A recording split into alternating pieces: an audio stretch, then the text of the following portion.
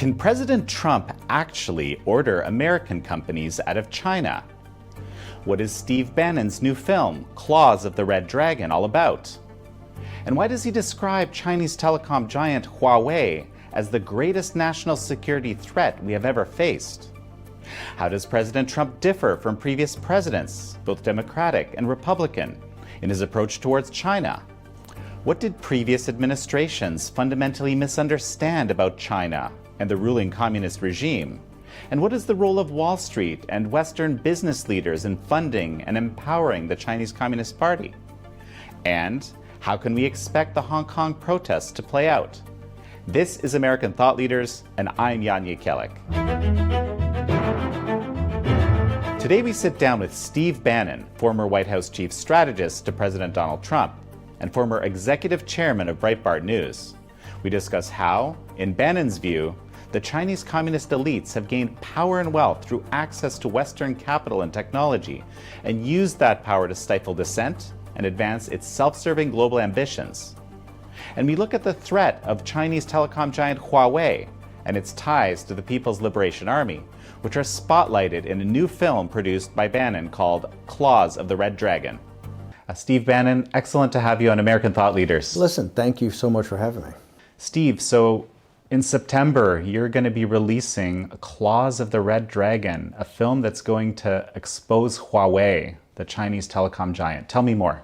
Well, one of the issues about Huawei, it's the technological arm of the PLA. It's the driver in 5G and quantum computing throughout the world. And whether it's Western Europe, Canada, the United States, or Australia, people, particularly citizens, don't really understand what's in back of Huawei.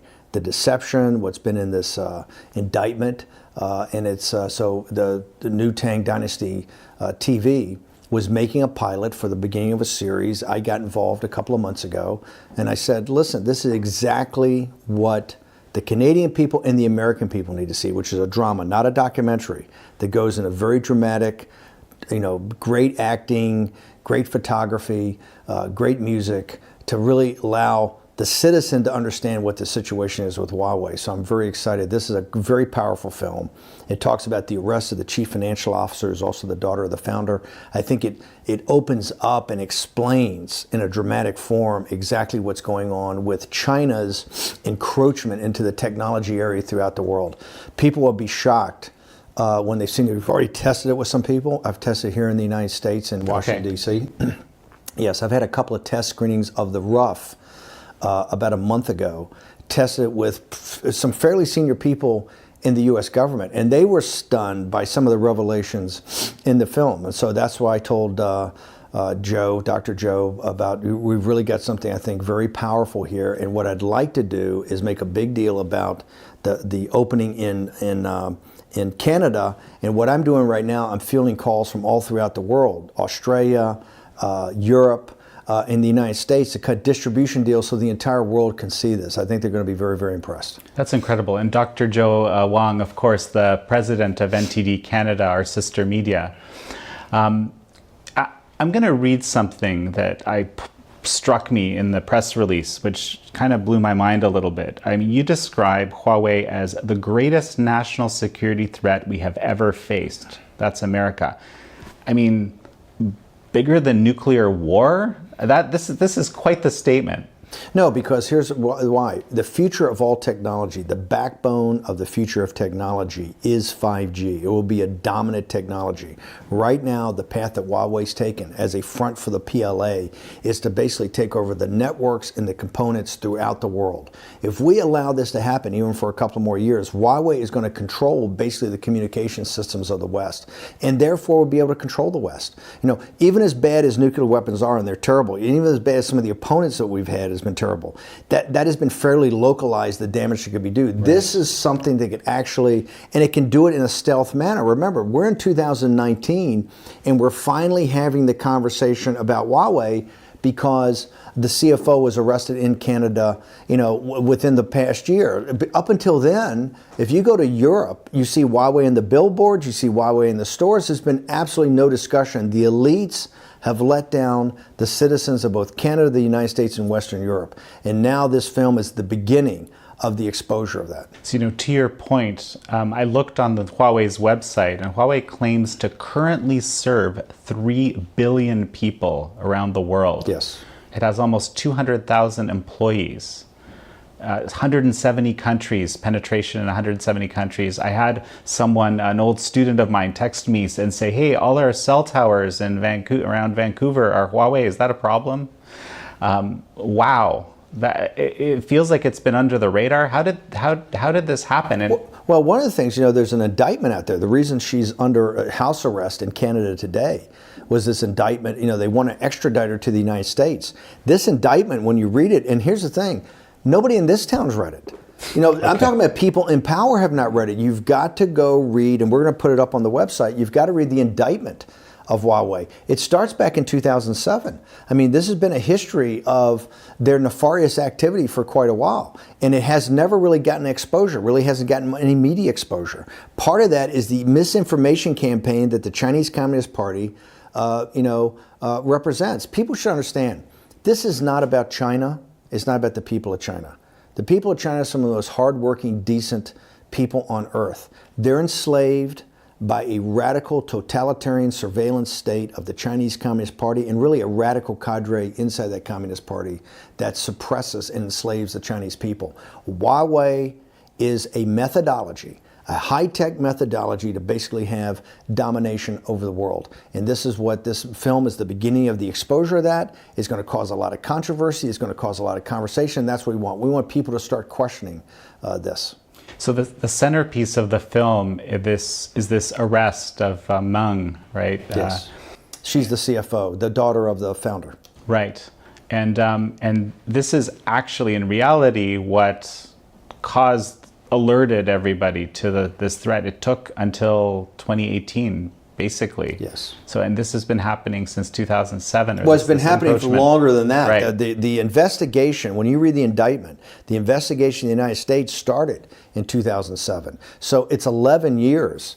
And they're indicted for multiple causes, right? Okay. And so when you read the indictment, you sit there and go, why did it take so long to do this? Why did both the Bush and the Obama administration, kind of look the other way while investigators at the Department of Justice and other places were pursuing this? And so people have to remember also, and we don't really bring this up in the film because there's just too much to get done in an hour, but when she was arrested in Vancouver, it was the same time virtually the dinner is going on in Buenos Aires of President Xi and President Trump, which at that time was the most important, and it was around, I think, the G20 meeting. Okay. It was the most important meeting that they had in discussions about various topics, and particularly about the trade war, what I say is the economic war that the CCP has been running against the United States, Canada, and the Western democracies. While that dinner's going on, and they're having a very tough conversation, she's arrested during that dinner. Do you think that's intentional? Here's what I think. I think that it's not intentional. Here, I believe that now what you're seeing in the United States, and this is what's changed under President Trump, it's the reason the other day he says, I'm the chosen one, and kind of tongue-in-cheek, but he went through a litany of, Bush, Clinton, Bush, Obama, since Tiananmen Square. Okay. The Western elites have looked the other way on China's behavior. They've let the CCP promise and then lie. Okay, promise and then lie. Promise and then lie. And get their way the entire time. And what Trump is saying, he says, I didn't ask for this. It'd be very easy for me to cave and to give them what they want and just kick the can down the road, which every other administration has done. But I'm not going to do that. They're engaged in economic war against us. They've been lying to us. They've been having cyber theft against us. We're going to actually now confront this. And it's not going to be totally pleasant, but it has to be done. And that's what he says, I guess I'm the chosen one, right? But he's made a decision. He saw today with this really throwdown that President Trump had, he's not going to back off this. What I think you've seen the sea change in the United States is that people call it the deep state. I don't. I think the apparatus of the national security apparatus, which the Justice Department is one, is now fully engaged in this economic war that China is running against us. And I think in the normal course of business, in the Justice Department, they finally decided they're going to act upon this indictment. Right? By the way, the indictment came down from a grand jury. Right. And that's why they acted upon it. And they went to Canada, the nicest people in the world, right? And convinced the Canadian authorities that you have to do this and you must do this for your own good. This is the power of the film. One of the powers of film, and I think this is the reason the filmmakers were so brave, is that it shows the tension in the Canadian government. Okay. This is not an easy decision.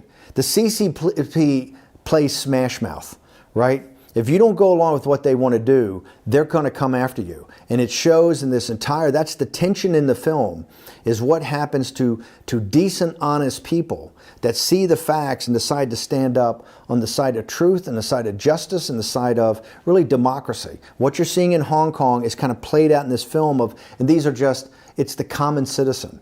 When they're called to duty of what to do, it's very easy to look the other way. It's very easy to let this kind of stuff go on because I'm just one little guy in an entire system. In fact, in the film, you see the tension of a lot of people saying, hey, look, they're creating jobs. They're doing this. Why don't we just get along? Why are you guys bringing up all these problems? Why are you doing this?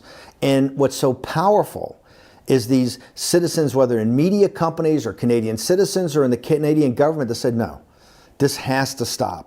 And we're the ones that have to stop it. And so I think it's a very powerful film. And I'm very proud to be associated with it. And I hope that through my efforts, we can get distribution throughout the world and that people can start to see in 1 hour of a drama exactly what Huawei's doing. Well, and there are very real consequences. And I'm sure this is in the film. I think I saw a snippet of it in the trailer that 2 Canadians were arrested and 1 Canadian, I believe, was sentenced to death, ostensibly in retaliation or to show, hey, if you go through with this, there's going to be political consequences. Look, if you go throughout the history of this, and we'll be putting more up on the website as we get ready for distribution, there's a whole history of people that have, committed suicide, people that have, professors or researchers that have just decided to fall off buildings. There's been all this, just like in China. In the last couple of years, you've had over 1,000 either people disappear, be put in prison, commit suicide, or just so happen to get depressed and fall off a 40-story building. All these kind of random events are happening among people that are crossing the CCP. In this film, you see that. You see that they fight back. And one of the ways they fight back is to go after Canadian citizens.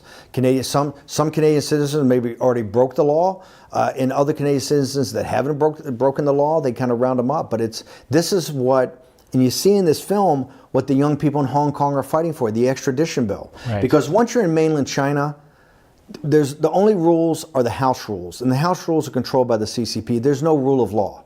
Okay, it's whatever they say goes, and you see this with his Canadian citizens, and it's one of the tensions in the film, as even the members of the Canadian government are saying, "Hey, look, we have a lot of people over there, expatriates that are working, that are on a missionary work or doing things for NGOs. They're going to be exposed," and that's the way the CCP plays. But you have people back in Canada saying, "Hey, look, that's essentially extortion. We have to do what's right." It's one of the powers of the film that you see everyday people that have to make these decisions. And I think the film is a profile in courage, and I think it represents the Canadian people extremely well.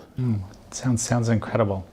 Something just struck me. I don't know if you want to speak to this now, but the CCP, the Chinese Communist Party, it's not the government of China. It's kind of this parasitic organization that sits on top of all aspects of government and society. Is that's how I understand it? Yes, parasitic. I would actually say it's a gangster organization. I think and that's why the only way to me that you can understand the CCP is as a parasitic or a mafia type operation. These are criminals that don't abide by any rule of law. What they've done to enslave the Chinese people is outrageous. What they've done to the Uyghurs, what they've done to the Dalai Lama and the Tibetan Buddhists, what they've done to the evangelical Christians, what they've done to Falun Gong, what they've done to the underground Catholic Church is unacceptable. It's unacceptable in a modern age that people that want to fulfill their own spiritual beliefs are not just suppressed, but actively gone after. I think also, if you look, there's no rule of law. So any entrepreneur, they decide the entrepreneur that they just want to take their business, they take their business. They want to take their assets, they take their assets. Listen, the people in Hong Kong are among the most orderly and decent folks on earth. If you've ever been there, it's basically a rock island with no resources that the grit and determination of the Chinese people, coupled with English common law, has created the third greatest capital market in the world. These are amazing people. And if you see, and they're hardworking, and they've been historically apolitical. Right.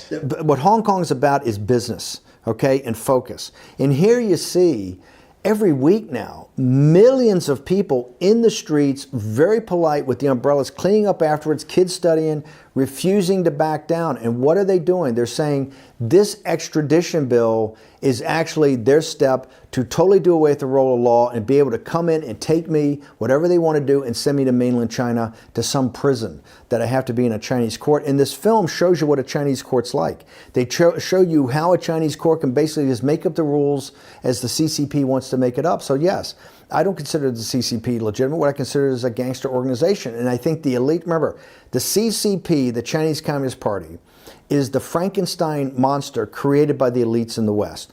The capital provided by the elites in the West, the technology that is provided by the elites in the West. We could shut down Huawei in 30 days. If you denied Huawei the component technology that they need, the chairman CEO said the other day, one day before he announced the film, that Huawei is now in a life or death struggle with the West, and that the West could literally shut it down. They're trying to make the best case that it's a fine corporate citizen. We're trying to make the case that no, it's not a corporate citizen. It's a branch of the People's Liberation Army. It's an intelligence branch.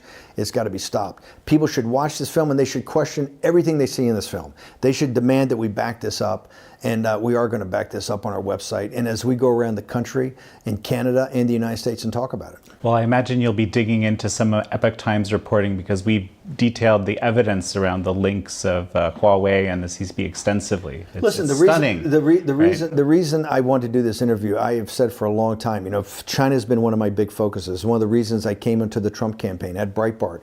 For years, we were talking about the threat. I'm not a rising China, the threat of the Chinese Communist Party and how it was getting more radicalized over time and how it had hegemonic designs on the world. And it was really the reporting of the Epoch Times that so impressed me. I kind of figured who are the writers of this paper, because you don't really hear much about it, but the reporting is so amazing. And so one of the ways I learned about Huawei was reading the Epoch Times. And of course, we've done additional research, Right. but I got to tell you, the Epoch Times has led the reporting on so many different verticals in China today, I think, to give you a pretty good picture of the enslavement of the Chinese people. With this thing, they call it a trade war President Trump's in. He's not. This is an economic war that the Chinese Communist Party has visited on the West, the industrial democracies. And what we have today, we have a world system that's half slave and half free. Okay? The slaves, they've enslaved the workers of China. Okay, and they have taken basically all the value away from them. They give them de minimis wages, no health care, terrible environmental conditions, no pensions, or virtually no pensions, and they're worked to death and to make cheaper goods for the West at slave wages. And that's what this whole battle is about. The defining event, I believe, in the first half of the 21st century is the freedom of the Chinese people. Only the Chinese people can free the Chinese people. It can't come from the Westerners. It can't come from outsiders. What we can do is, I think what President Trump's doing, is put the spotlight on people like Xi, put the spotlight on Wan Xishan, put the spotlight on the Stability Force, put the spotlight on what they do to the Uyghurs, on what they do to the Falun Gong, what they do to the underground Christian church, the underground Catholic church, the Dalai Lama and the Tibetan Buddhist, and all the decent kids in Hong Kong. You see the mask ripped off them. When you see the tear gas, you see the beatings, you see the rubber bullets, you see exactly what they are. This is a gangster organization that doesn't believe in any individual rights. You know, I want to get back to the Hong Kong question in a moment with you. I think it's fascinating, absolutely fascinating what you're saying. When it comes to Huawei, okay, at this point, you're saying in 30 days, Huawei could be, you know, brought to a standstill. How would that look like? I think basically you cut them off from the component pieces. Remember, President Trump the other day, last weekend, he said, hey, I'm going to make a decision on Huawei, you know, tonight. And if I call them a national security concern, we can literally shut them off from the component pieces. And these guys will be essentially, I think, out of business in 30 to 60 days, just like ZTE could have been. President Trump and the Department of Commerce gave them an extension for another, 90 days because of some, business relationships they have in the United States. But I think this is going to be under further review. No, Huawei is very susceptible to being shut down. It's the reason. Look, these are not my words. This is this is their chairman and founder. He says they're in a life or death struggle right now. They fully realize that. And one of the reasons they're in a life or death struggle, this is all now getting exposed. So all the billboards and the 170 countries and the cell towers, your friends saying, hey, do I have a problem? All the cell towers of Huawei, is that a problem? That's all now becoming from the Epic Times. It's now getting into the mainstream media. The New York Times reports it every day. The Wall Street Journal reports it every day. You're seeing TV coverage, CNN's covering it. So as people ask more questions, they're not comfortable with the answers. So the president, a number of people I've read, a number of columns I've read, people are worried that the president, one, is too friendly with Xi Jinping. And secondly, they're worried that he's going to go too easy on Huawei, which indeed they see as a kind of existential threat to America and the world.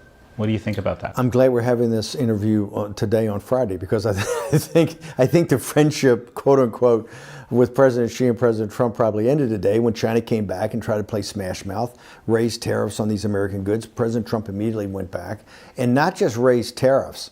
He did something that he alluded to his emergency powers as president. He gave a warning shot to American corporations. He says, now is the time to come home and manufacture your goods in the United States. I'm ordering you to bring your manufacturing back to the United States.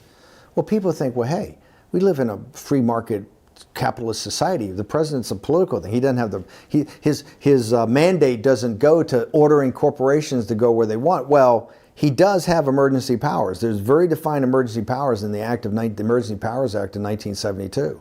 And I think if you look at how we have gone through, when I was in the administration and laid out these tariffs, I think the president is sending a warning shot to corporate America that the Chinese Communist Party has engaged in economic warfare against the West for a number of decades. President Trump is the first person to stand up, the first president to stand up. He's not going to back off. But I think he's given fair warning to the corporations. This economic war, which trade is a part of it, is not going to end on Monday morning. It's going to go for a ways. And you've been warned. I've been trying to tell you that that it's not a stable environment over there to invest. But you better start thinking about bringing your supply chain back to the West.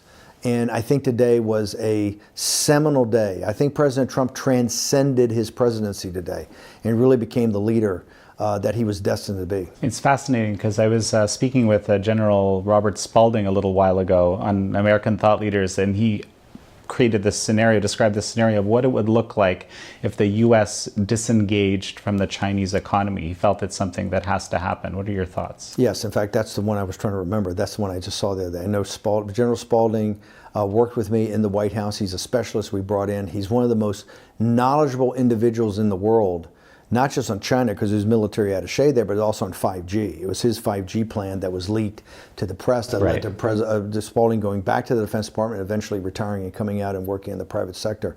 He is someone, it was a brilliant interview, and I recommend everybody watch it because his level of depth of knowledge is pretty astounding. Listen, one of the problems, the issues we face is that we have many, remember, people always talked about Thucydides' trap, that we in the West were the declining power and China was the rising power. That's a lie. That's the same lie that Graham Allison and Henry Kissinger ran this whole deal back in the early 1970s about the Soviet Union. They had, when I was taking correspondence courses, a naval officer, and I was taking courses at the Naval War College, the first thing you had to learn about is the Peloponnesian War, Sparta and Athens, because you had to learn about this whole concept, the Thucydides Peloponnesian War. You had this concept of the rising power and the declining power, and how the declining power had to, if they played it smart, they could avoid a massive war. But they had you convinced that the Soviet Union was the rising power and we were the declining power. It turned out it was the exact opposite. Ronald Reagan came into office and had a new set of analysis done, and they realized that the economy, they had the math wrong. The economy in the Soviet Union was only half as big as they thought. They had basically a 50% miss. And that led to his war plan to destroy the Soviet Union, basically with economic warfare. President Trump, being a businessman, didn't believe all the happy talk he's heard from America's elites and the world elites about the rising power of China. China is a paper tiger. The CCP economy is built on a house of sand. We know that's highly over-leveraged. Okay, it's like a failed leverage buyout.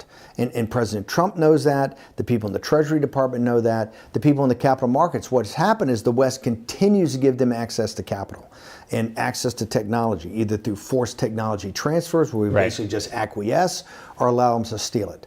And in some cases, just have them buy it outright, right, for the surveillance state, which is unacceptable. But President Trump is now standing up to that. President Trump is saying, no, we know we're engaged in economic war, and we're going to win this. You know, just bear with me. We're gonna, you know, he's the stabilizing force, but he's put Xi on notice that he's not prepared to back down. You know, you just reminded me, you said at one point several months ago that Wall Street acts as the investment relations arm of the CCP. I believe that was the quote. Yes, the quote, yeah. Can you explain that? And actually, how has that changed over the last 4 months, I think? Well, they've been put on notice. Remember, in corporations that go public that need access to capital markets, they have two things. They have an IR department that explains what they're trying to do, and they have a lobbyist. And here's the analogy I make. Wall Street is the investor relations department for the Chinese Communist Party, because they're the ones that raise capital for them. The corporations are the lobbyists. Remember when Li He, in the height of the trade negotiations a couple of months ago, when Li He came to the United States, his first day before he goes to the White House or the Treasury Department to negotiate or see the president, his first 2 days are spent on Capitol Hill. We're on Capitol Hill right now. He's over there in the halls of Congress meeting all these free traders who are well-intentioned and have this kind of soft, gauzy notion that they read in Adam Smith about free trade, not understanding that you have a gangster organization that runs a totalitarian mercantilist state.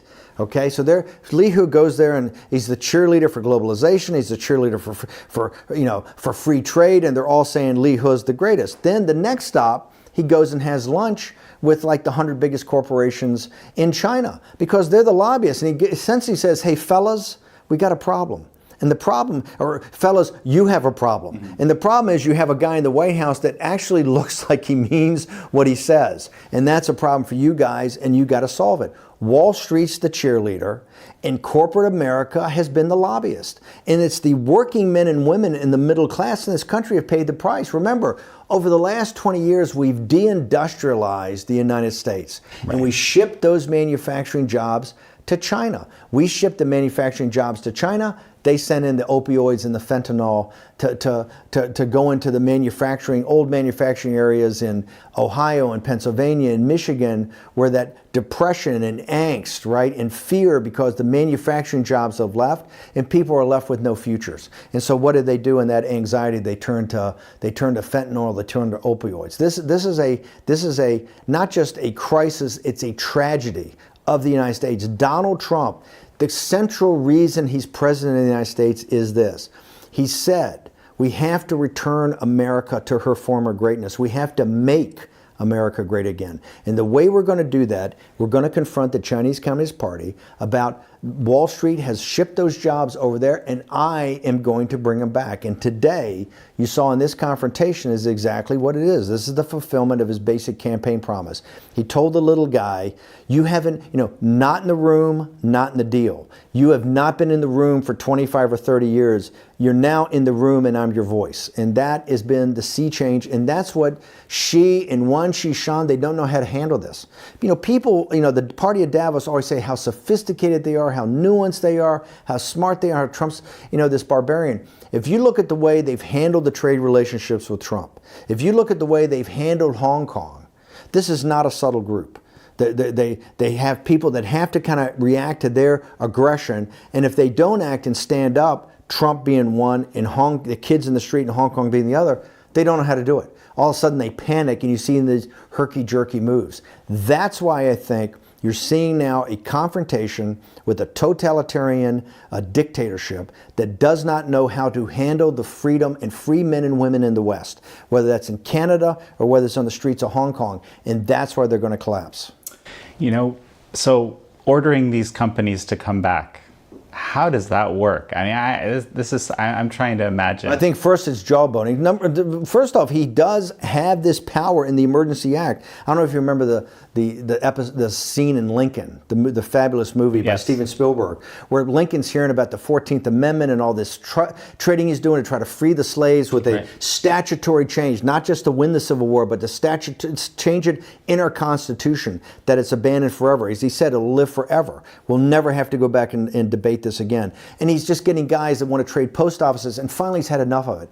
He bangs on the table and stands up. He says, I'm the President of the United States, endowed with almost unlimited power, right? And everybody shuts up, and the next thing you know, you've got the 14th Amendment.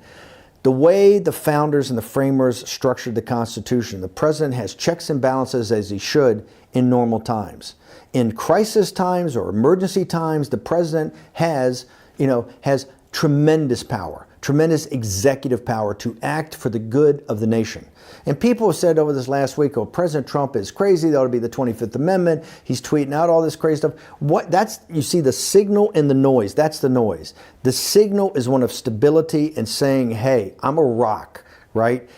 Every administration, every president of both political parties, this doesn't mean Democrat or Republican, have folded.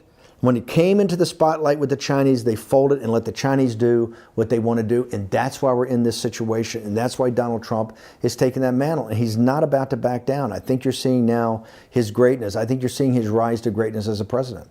So why have all these past presidents folded, as you describe? Well, it's very simple. It's the same pressure that's on President Trump. It's the IR department and the lobbyists. What they folded because Wall Street and the corporations. They always fold for the same reason. They fold because the corporate interests come to them and said, oh, we can't do it. Think about Trump's trade negotiations. The biggest grief he's gotten is from the Republican Party. These guys say, oh, we're all for free trade, Well, he's sitting there going, hey, I'm for free trade too. That's not what we have right now. We have a totalitarian, mercantilist system that we've allowed to kind of metastasize. That's what I'm against. The reason every administrator is folded is because of money and power. And you've seen, and it's not that people were bad people. They folded because they were always told, here's the lie they were told, and what the elites in this country believed. If you see from the time we brought the Chinese in to the World Trade Organization and gave them most favored nation status, that as China became materialistically wealthier, as they started to develop a middle class, they would become more a free market and a democracy with rule of law, and they would become more open and a real citizen of the world. Right. And we've seen the exact opposite. In the last 20 years, the CCP has become more radical. They become more dangerous. They become more corrupt. They become more gangster-like. And why is that? Because they have a totalitarian system they run for their own 12 or 15 families that essentially skims the money off the top and then tries to money launder it into the West and to buy real estate in New York City or the city of London. You go to Belgravia, you go to the West End of London, a lot of that is Chinese money. Chinese money not from the Chinese people, not from the hard-working old 100 names that breaks his back every day in a factory for $1 a day. That's from the elites in the Chinese Communist Party that have skimmed the money off the top of the slave labor of China, money laundered it through banks and investment banks, and bought real estate and hard assets in the West.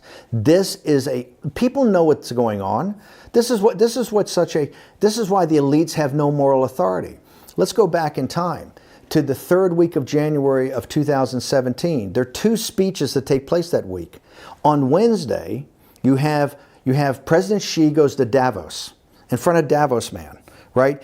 All the top consultants and law firms, accounting firms, banks, investment banks, hedge funds, the elite of the elite in this elite Swiss ski resort, right? They're all there, and he comes and gives a speech on globalization and the Financial Times and the economy. He's on the cover, and he's Davos man. He talks about globalization. He says, we're the future. We're running this project, and it's making money for everybody. And everybody, he is lauded. He's given a conquering hero's welcome. 2 days later, Donald Trump gives what's called the American Carnage speech. But what that speech did is very systematically go through what we call the Westphalian system and say, hey, the basic unit of freedom and governance is the nation state, and citizens that can hold politicians accountable within that nation state. Within those 3 days, You had the juxtaposition of the globalization project as seen by the CCP and cheered on by Davos, and you had the Westphalian system of the nation state, where here is what the tragedy and the crime is. Remember, all those guys in Davos, those men and women, they all deal in one thing, information, right? In the movement of symbols, right? Whether that's in investment banking or in marketing, accounting, law, etc. They're the smartest from the best schools in the world. They know everything throughout the world. That's why they're there. That's why they're the smartest guys in the room. The party at Davos knows everything, right? That's why they're Davos man. They know about the Dalai Lama and the Tibetan Buddhists. They know about the Uyghurs. They know about Falun Gong. They know about the underground Christian church and Catholic church. They know about the live harvest or the organ harvesting. They know all of it, and they don't care. When they see Xi, they see a hero. Why? It means more money. It means higher stock prices. It means lower slave labor, right? They have no moral authority. They have totally bought into a system that's completely corrupt, and they know all about it. And they're prepared to look the other way and mock a Donald Trump and say, oh, he's the barbarian. He's the wild man. He's the disruptor to the system. When they are the ones that have gone on, the blood and the guilt is on their hands. Everybody that lodged Xi, everybody that's dined Wang Shan, they're going to be held accountable by history for what went on in this time and place, what went on in China, and what they knew about and looked the other way. So you're kind of suggesting there's going to be a reckoning. There's a reckoning, and there's a reckoning happening now. As people, that's one of the things about this Huawei movie. As common citizens start to learn more, they know something hasn't been quite right. As they start to get more information, as things like the Epoch Times continues to report and is indefatigable and won't be turned off and continues to report the truth. As other mainstream media is now, everybody's covering China. It's the big story, right? 2 years ago when Donald Trump took office, it wasn't the big story. This was Donald Trump's action that made it the big story. As we peel away layer by layer by layer, you see more and more. Look what's happening in Hong Kong. 12 weeks ago, nobody covered it. This weekend, it was the big story on Drudge, right? Now everybody's focused on Hong Kong. Everybody's now focused on these kids. Say, hey, look, we're the best educated kids in the world. We're the nerds that are always doing our homework. We're not going to school. We may have an actual strike on the secondary schools and the colleges. People are paying attention. And what they see every day is what Davos is known for a long time. That the Chinese Communist Party is a gangster organization. It's enslaved the Chinese people. It's brutalized people that have looked to have spiritual fulfillment. It's not acceptable in the modern world. The elites of the modern world have looked the other way and cashed out. And it's working class people throughout the world said, hey, we've had a belly full of this, and we're going to put it into it. And that's what Donald Trump's fighting for. You know, speaking of Hong Kong, based on everything you just said, it doesn't look good for the people of Hong Kong. Or what do you think? I think the people of Hong Kong, people always trash the millennials as they're lazy, they're unfocused, they want everything handed to them. I say, hey, look at the millennials in Hong Kong. Those young men and women are exactly what the patriots of 1776 were in the United States. Okay. They have the grit, they have the determination, they have the indefatigability. They are not going to back down. They've been tear gassed, they've been beaten, they've had rubber bullets shot at them, and time again they show up. I think they're heroes of the modern world. I think they deserve to be nominated for and win the Nobel Prize for Peace, because they have shown what free men and women will do to stand up against a totalitarian dictatorship. And they are a lesson, not just for this age, but for all ages. And that's why I think it's so remarkable what's going on. We are seeing history made in real time. And what's going on in Hong Kong every day is making history. And yes, the CCP eventually, I think, is going to say, hey, we've had enough of this, right? This is like Tiananmen. We've done it long enough, but you're not going to go back to work. You're not going to play by our rules. We're the Chinese Communist Party, and we can break you, and we will break you. And I have said, the moment they force the Chinese Communist Party to do that, the moment they force them for another Tiananmen, that's the beginning of the end of the Chinese Communist Party. The Chinese Communist Party, I don't think, can sustain in the modern world another Tiananmen. Why? Because they will no longer have the perception of a moral authority? Yes, I think the world, I think they start to get shut off in the world in technology. I think they get shut off in the world in capital markets. And most importantly, I think even with the firewall, the contagion of freedom will start to spread in China. And I think people will realize if they're prepared to do that there, they're going to come and do it here. And I think the people in China are going to stand up. The only people that can free the Chinese people are the Chinese people. And I think the Chinese people are going to come to a situation where they said, we've had enough of this. We've had enough of 100,000 people or 50,000 people, ruling a country of 1.4 billion and stealing all our money, stealing all our wealth, taking it for themselves, making us live in a totalitarian surveillance state, a police state, and in some cases concentration camps, to have live organ harvesting, to be able to suppress the great religions of the world of people that just want to practice their faith or practice their religions. I think people in mainland China are going to look to Hong Kong as an example and say, no, we're prepared to do what they do. I think if the Chinese Communist Party thinks that they can get away with another Tiananmen in the modern world, I think they're going to come in for a big shock. It just strikes me as you say this, it's almost like if we believe your scenario that the Hong Kong protesters almost can't lose because they either win it for themselves or they win it for everyone.